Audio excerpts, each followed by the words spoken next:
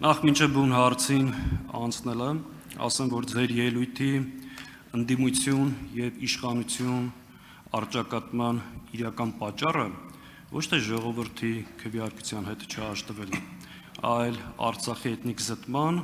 եւ Հայաստանի օկուպացված տարածքների։ Դրան ավելի մանրամասն իմ ելույթի ժամանակ կանդրադառնամ։ Մինչ այդ հարցս հետեւյալն է, շատ պարզ եւ հստակ։ Իբրև ազգային ժողովի նախագահի թեկնածու կարող եք հայտարարել եւ երաշխավորել, որ ձեր իշխանության տարիներին որևէ պարագայում, որևէ պատրվակով եւ որևէ դեպքում Տիգրանաշենը չեք հանձնել։ Շնորհակալություն, ես կարող եմ երաշխավորել, որ Հայաստանի միջազգայինորեն ճանաչված տարածքը 29743 կիլոմետր քառակուսի է եւ դա լիակատար եւ անքննարկելի կարմիր գիծ է։ Ես կարող եմ երաշխավորել, որ Հայաստանի կառավարության հայտարարված ծրագիրը, որը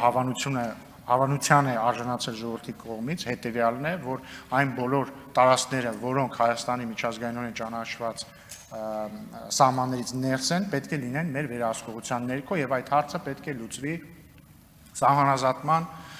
շրջանակներում։ Ինչ վերաբերում է այլ հարցերին, մյուս հարցերը ըստ սահմանազատման հանձնաժողովների կանոնակարգի կարող են լուծվել տարբեր կերպ, որովհետեւ կանոնակարգը թույլ տալիս է անել որոշակի ոնց ասեմ, օպտիմալացումներ, բայց նույնիսկ այդ դեպքում դա պահանջում է հանրակրվել։ Շնորհակալություն։ Արձագանք չունեք։ Ճիշտ է, ինչի չունեմ, չհասկացա օպտիմալացում ինչա նշանակում տարածքների, բայց ընդհանրապես արձանագրենք, որ շատ հստակ, պարզ, ուղիղ հարց եմ տալիս։ Եվ ամենևին պատահական չի, որ Տիգրանաշենի մասն եմ հարցնում։ Տիգրանաշենը մեր համար ռազմավարական նշանակություն ունեցող հենակետ է։ Հիմա ձեր ասած Հայաստանի տարածքային ամբողջականության մեջ Տիգրանաշենը կա, թե չէ։ Ու նորից եմ կրկնում, պարոն Ռուբինյան, պատահական չի, որ հարցնում եմ։ Եվ սահմանագծման, սահմանազատման, անկլավների անվան տակ այն խոսակցությունները, որ պատրաստում եք հանձնեք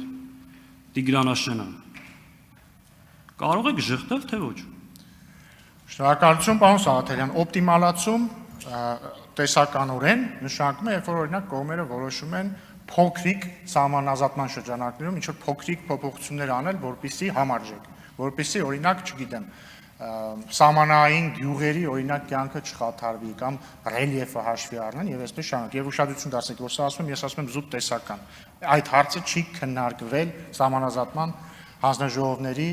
միջև։ Ես ասում եմ, որ այդպիսի հնարավորություն կա, տեսականորեն այդպիսի հնարավորություն կարող է լինել նաև անկլավների հարցով։ Իսկ ինչ վերաբերվում է Հայաստանի